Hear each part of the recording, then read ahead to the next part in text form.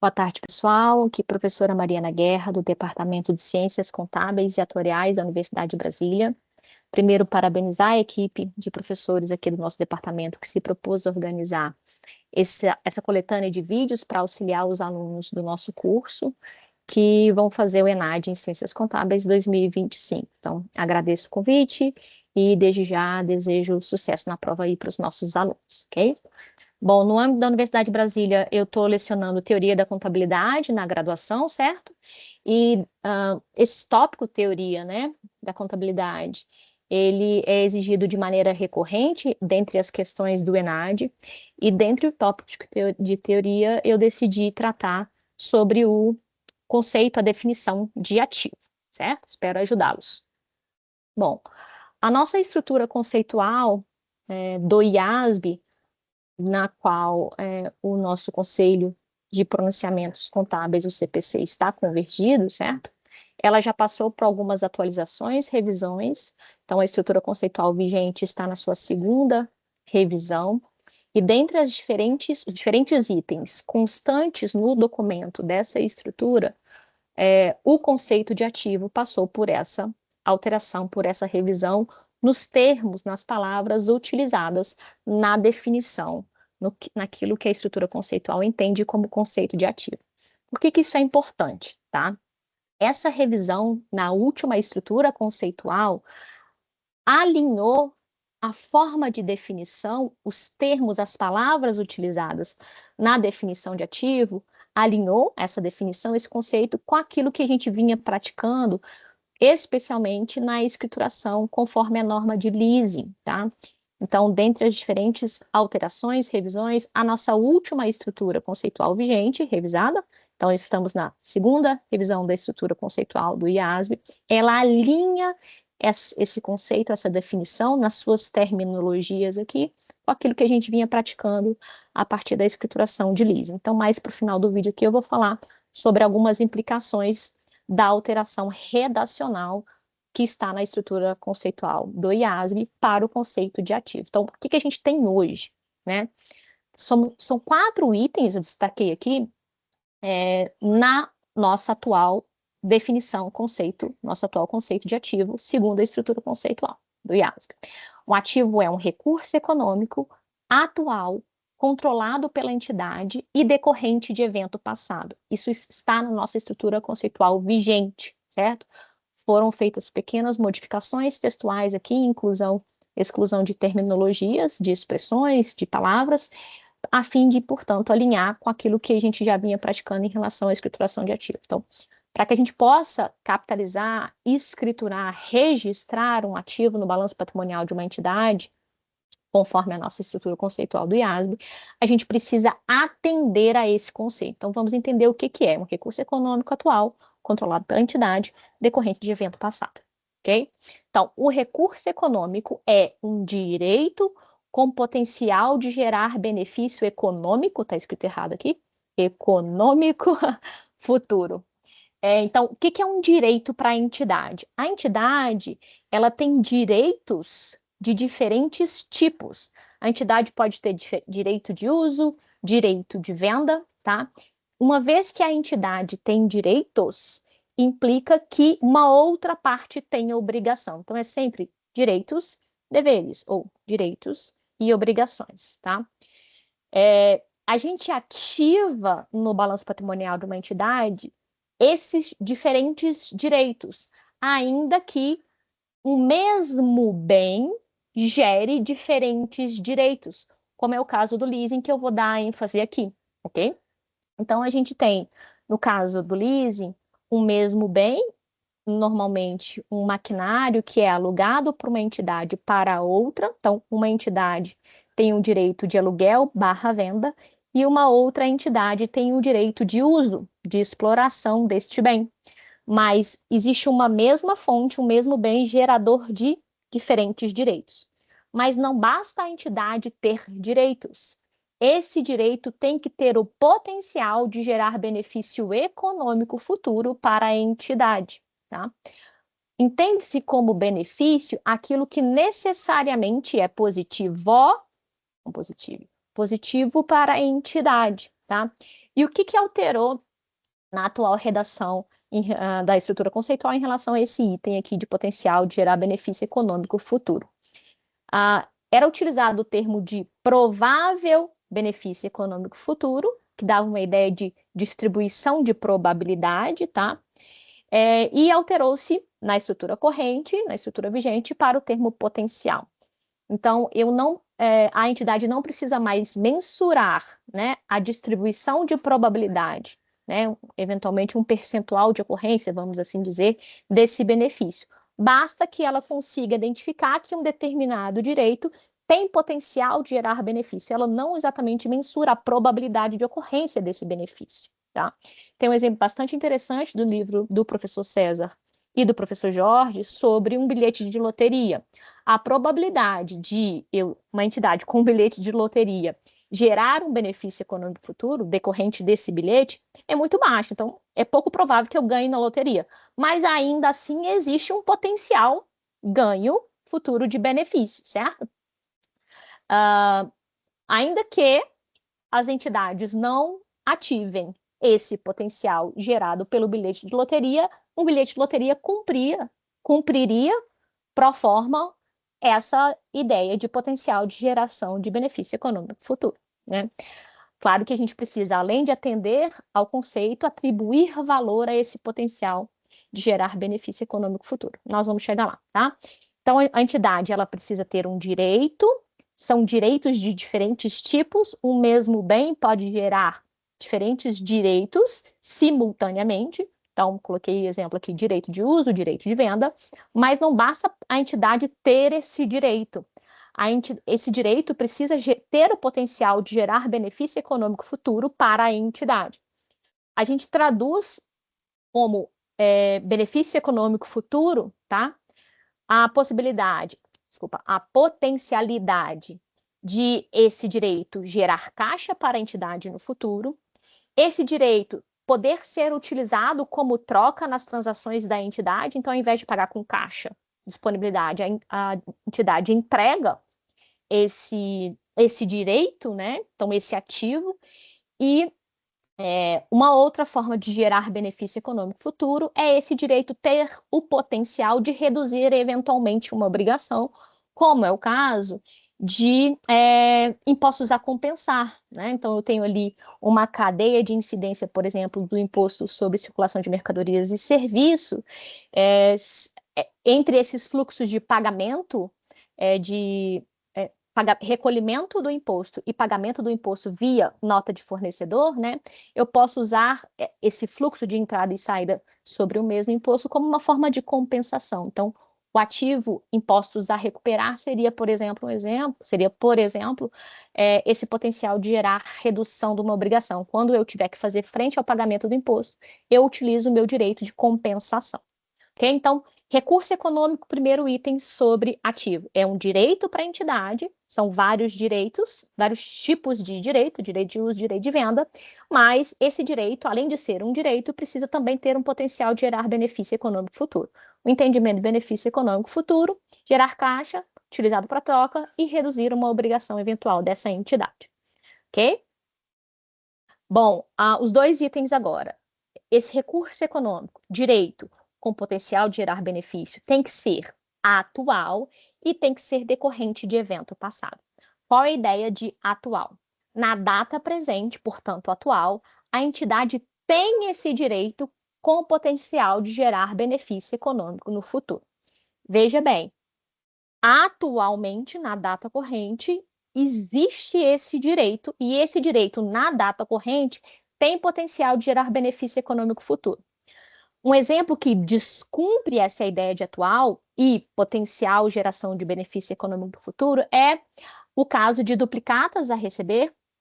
Então, a entidade tem o direito a receber, tá? Mas na data atual, por exemplo, o cliente que teria a obrigação de me pagar essa duplicata faliu. Então, em que pese a entidade, na atualidade, ter esse direito, o fato desse cliente estar falido e, portanto, não vai pagar a entidade, vai dar o calote, é o termo que eu uso aqui nas nossas aulas, né? Em que pese a existência desse direito, na atualidade, esse direito não tem potencial nenhum de geração de de benefício econômico no futuro por conta da falência da entidade, na falência do cliente aí, portanto, tá? Nesse caso, existe o direito, mas na atualidade esse direito não tem potencial de gerar benefício econômico no futuro. O que a empresa tem que fazer? Baixar a duplicata como reconhecimento de perda, certo? Então, é importante eu incluir atual aqui, porque na data atual existe esse direito, na data atual esse direito tem potencial de gerar benefício econômico futuro. Com o tempo passando, essa potencialidade de gerar benefício pode alterar, a empresa baixa, eventualmente, esse ativo, como é o caso da duplicata aqui que eu estou dando exemplo, tá? Além de recurso econômico, lembre-se, recurso econômico, direito com potencial de gerar benefício econômico no futuro, direito de diferentes tipos. Na atualidade, eu preciso atender a esse direito com potencial de geração de benefício econômico futuro, mas essa configuração de recurso econômico atual, ou seja, direito com potencial de gerar benefício econômico, na atualidade, eu reconheço esse direito, na atualidade, eu reconheço esse potencial de gerar benefício no futuro, tá? E essa configuração, recurso econômico atual, ele tem que advir, ele tem que ser resultante de um evento que já aconteceu, findou. Fato, ato, evento, acontecido no passado, finalizado no passado e que gerou esse recurso econômico atual para a entidade, ok? Por que isso é importante, tá? Eu preciso primeiro caracterizar esse evento que gera o direito, e esse direito tem que ter potencial de gerar benefício econômico futuro, ok? Então, não existe aqui expectativa de um ato, expectativa de um fato, expectativa de um evento que, nessa expectativa, me geraria algum direito que, em expectativa, me gera... Não. O evento, fato, ato já tem que ter acontecido, findado no passado, alguma coisa aconteceu no passado, e na data presente, atualmente, eu tenho esse direito, certo? Então, eu coloquei aqui no mesmo slide, atual e decorrente de evento passado, são os dois pontos de temporalidade, mas vejam bem, tá? Decorrente de evento passado é o que gerou para a entidade o direito. Alguma coisa já aconteceu, gerou para a entidade o direito. O atual está no lugar de atual, na data corrente, esse direito tem potencial de gerar benefício econômico no futuro para a entidade. São dois itens do conceito relacionado a tempo, a temporalidade, mas que refletem questões distintas.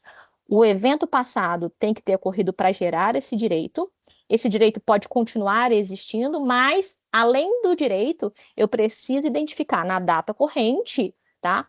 Um potencial de gerar benefício, ok? Se esse potencial de gerar benefício findou, ou o direito acabou, o direito da entidade acabou, exemplo, o caso da patente, né? Um evento já aconteceu, eu já registrei a patente. A patente, né, em relação a um know-how, em relação a uma fórmula, um protótipo que a entidade registra, vamos colocar uma temporalidade de 10 anos. Uma vez iniciado o prazo de vigência da patente, eu teria ali transcorridos 10 anos em que a empresa teria o direito de receber retorno sobre essa patente. Então, nesse tempo, a entidade tem um direito e esse direito tem potencial de gerar benefício. Se alguém explorar, né, usar esse item da patente, ela tem que pagar um valor para a entidade, como forma de um royalties, né? Fim do prazo da patente de 10 anos, a entidade não tem mais a patente não tem mais esse potencial de gerar benefício para a entidade. E, inclusive, por força de regra, por força de contrato, a patente cai por terra, né? Então, o evento já aconteceu, nesse tempo de 10 anos, a entidade teve esse direito tinha potencial de gerar benefício econômico para a entidade, ao longo dessa temporalidade, e a patente findou. Então, baixa-se, assim como a questão da duplicata, baixa-se ali, desreconhece o ativo, certo? Bom, a questão do controle. A gente precisa ter em mente que o recurso econômico, ou seja, o direito com potencial de gerar benefício, na atualidade, e decorrente de evento passado também tem que ser controlado pela entidade. A questão do controle aqui normalmente nos leva a um juridiquês, a uma análise de contrato. Por quê? Porque a gente não diz exatamente que a entidade ela tem controle absoluto sobre esse recurso, tá? Se a gente olhar para as teorias que discutem, por exemplo, a origem das entidades, surgimento das empresas, existe um lugar teórico que diz que a sociedade, o coletivo, por exemplo, que seria dono proprietário dos recursos naturais da humanidade, vamos assim dizer, autorizaria a entidade a explorar barra controlar esses recursos naturais em troca de benefício gerado para a humanidade, para a sociedade, no formato de serviço, no seu formato de produto. Então, uma entidade não teria ali uma inerente autorização de exploração de recursos naturais que não aquela autorizada pela humanidade e pela sociedade. Então, nesse lugar teórico, a gente não existe espaço para discutir controle em termos absolutos, vamos assim dizer, certo? Então, se não é um controle absoluto sobre um recurso econômico, a gente normalmente precisa encontrar um lastro ali que nos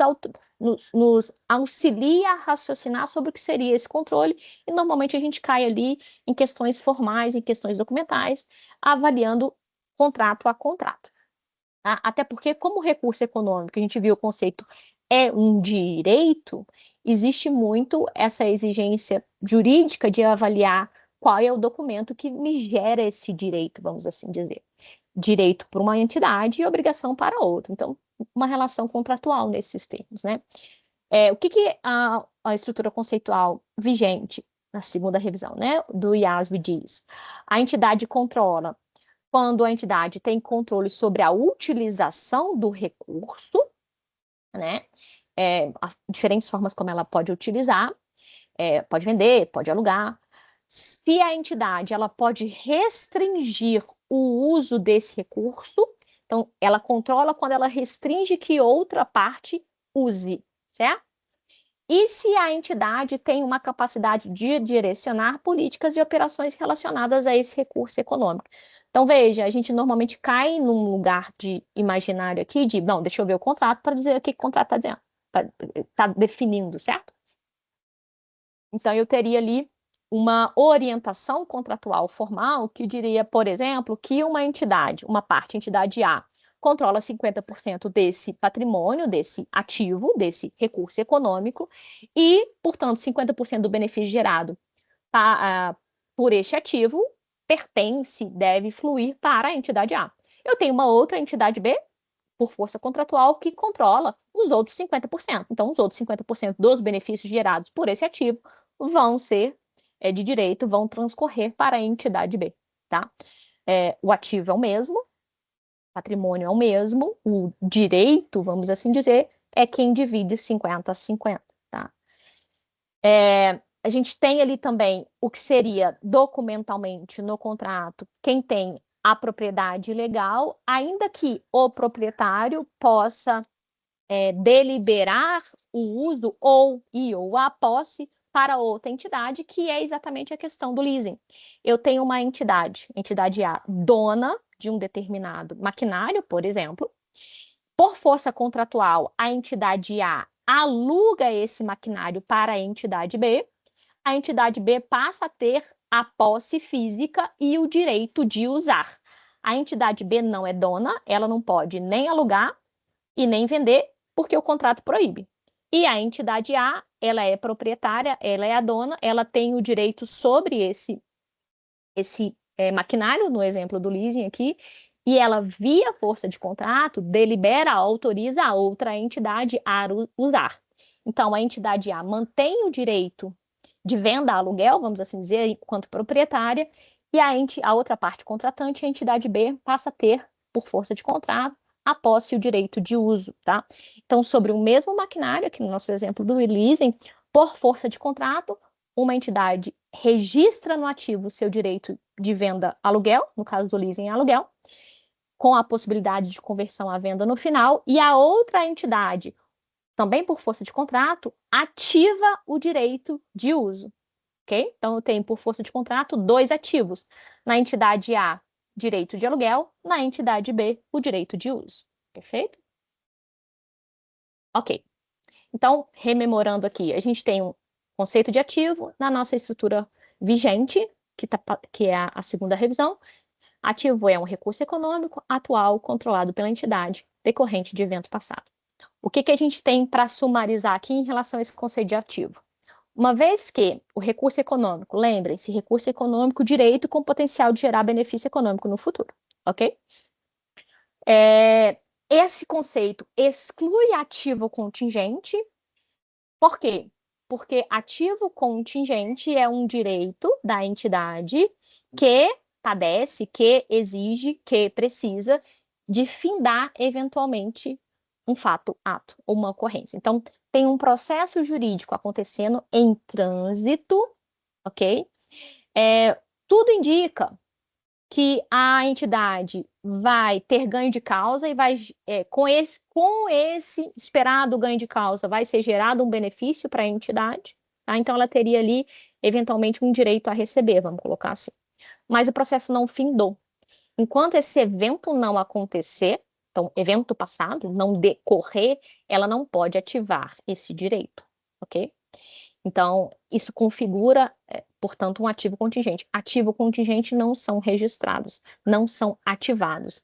A entidade deve, em notas explicativas, se assim entender, mencionar esse processo que tem o potencial de gerar esse direito no futuro, mas ela não pode reconhecer ainda no balanço patrimonial, porque o ativo contingente não atende à exigência de ser decorrente de evento passado. O evento ainda não aconteceu, o processo ainda não findou, tá? Como eu já comentei aqui ao longo do vídeo, essa atual definição, esse atual conceito de ativo na nossa estrutura conceitual vigente, IASB, ao qual o nosso comitê está convergido, recurso econômico atual, controlado pela entidade, decorrente de evento passado, está alinhado com o registro de leasing, ok? Então, acabei de comentar aqui, uma entidade mantém o direito de venda aluguel, quem é dona, por força de contrato, passa o direito de uso e a posse física para outra entidade, então o mesmo maquinário aqui do leasing alugado, ele gera 2 direitos. E se essas duas entidades, entidade A, entidade B, têm direitos e esses direitos têm potenciais de gerar benefício econômico futuro, esses 2 direitos são atuais, esses 2 direitos são decorrentes de evento passado do contrato assinado, cada uma deve ativar os respectivos direitos. Não ativar o leasing, ok? Gera prejuízo informacional. Uma vez que eu identifiquei uma transação que gera benefício com potencial de gerar econômico futuro, atual, controlado pela entidade, decorrente de evento passado, configurei ali o atendimento do conceito de ativo e consigo mensurá-los aqui para fins de registro, para registro eu tenho que satisfazer o conceito e tenho que conseguir mensurar. Então, eu tenho que conseguir atribuir valor monetário para essa transação. Por quê? Porque itens patrimoniais, ativos, passivos e no nosso patrimônio líquido, portanto, são itens monetários. A eles são atribuídos valor em moeda nacional, no caso do Brasil, real, certo? Então, ainda que eu consiga satisfazer o conceito de ativo, mas por alguma questão eu não consigo mensurar, não tem como eu registrar no ativo, certo? Além disso, para o conceito do ativo, para o registro do ativo, além de satisfazer o conceito, eu também tenho que mensurar. Para além dessa questão, essa mensuração exige uma ponderação da entidade entre custo e benefício informacional, ok? Então, se o esforço despendido para identificação do valor a ser registrado exceder o benefício informacional, a entidade eventualmente pode decidir, deliberar por não ativar esse direito, né, nesse caso. Então, para finalizar aqui também, esse nosso conceito vigente, recurso econômico atual, controlado pela entidade, decorrente de evento passado, também nos ajuda a discutir, coloquei aqui o caso, de ativos tangíveis e intangíveis. Ativos tangíveis com materialidade física, né, com substância física, melhor utilizando o termo, existe substância física, conceito de materialidade na contabilidade é outro, né? Então, substância física, ativos tangíveis, bens corpóreos, são de fácil identificação enquanto conceito de ativo. Por quê? Porque esse direito e a forma de utilizar decorre da tangibilidade deste bem e existe uma eventual facilidade de atribuir valor decorrente a essa tangibilidade também do bem, ok? Quando eu trato de ativos intangíveis, identificado o direito com potencial de gerar benefício econômico futuro atual, o recurso econômico atual, controlado pela entidade e decorrente de evento passado, eu cumpro, ainda que na inexistência de substância corpórea, né, um ativo intangível, ok?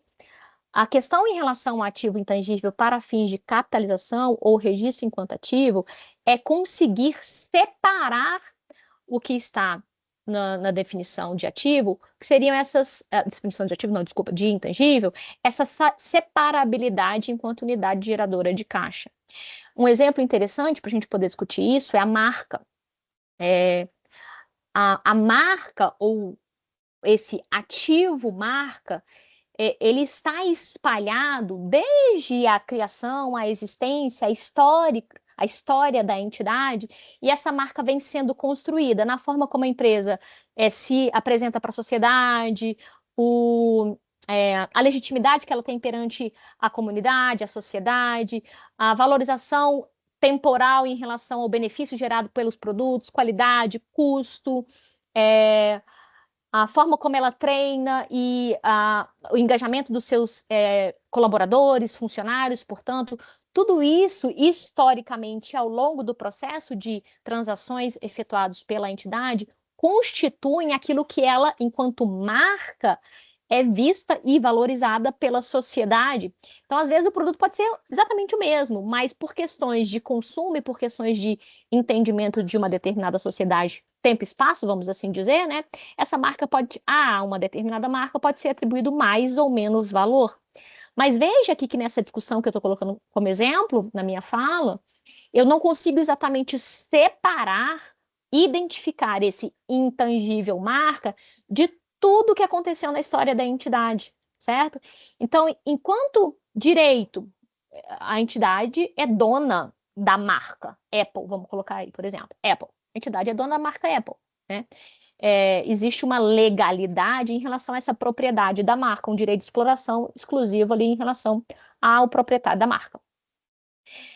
Mas a marca Apple, numa tentativa de ativar marca Apple, parece ser inseparável dos demais ativos da entidade, do seu processo de produção, do seu know-how, do desenvolvimento de inovações, de toda a história da marca Apple e por aí vai. Então, essa dificuldade, em que pese a gente poder discutir a satisfação do conceito e, eventualmente, uma possível identificação em relação à mensuração, o que o mercado diz que vale, então um valor justo, entre aspas, aí, né? Valores de mercado, o que o mercado diz que vale, poderia ser utilizado como critério de atribuir valor, mensurar marca. Mas e a separabilidade em relação aos demais itens, né? Então ainda existe algumas etapas a serem cumpridas em relação ao registro quando eu discuto alguns ativos específicos. Então, aqui no meu vídeo eu dei exemplo, um bom exemplo que tem no livro do professor César e do professor Jorge sobre o título de loteria. Coloquei aqui essa relação da marca agora e a dificuldade de separar marca dos demais itens e da história pretérita da entidade, mas que neste momento a gente cumpre com satisfação do conceito, custo-benefício e a possibilidade de mensuração em relação à leasing. Então, veja que a estrutura conceitual vem se adaptando em relação ao conceito de ativo, alterando, ajustando, tá? E um destacado ganho em relação a essa alteração por conta do leasing, então existe um alinhamento de leasing, mas a gente ainda tem, enquanto prática contábil aqui, numa discussão teórica e baseada em normas, a dificuldade de registrar alguns itens patrimoniais, haja visto o exemplo da marca. Eu queria destacar em relação à marca, para finalizar aqui meu vídeo, que patente é uma coisa e a marca é outra. A patente é um processo jurídico, existe um contrato formal de autorização, que não é aqui o exemplo da marca que eu comentei. A patente eu já disse anteriormente que por força de contrato a gente conseguiria identificar e eventualmente mensurar ali, portanto, passível de escrituração de patente, tá? Mas patente não é marca, certo? Então, pessoal, espero ter contribuído aí com a prova de vocês, espero ter esclarecido algumas questões da nossa atual definição, conceito de ativo na nossa estrutura conceitual do IASB vigente, né, o qual o nosso comitê está convergido. E, mais uma vez, boa prova a todos. Abraço, tchau, tchau.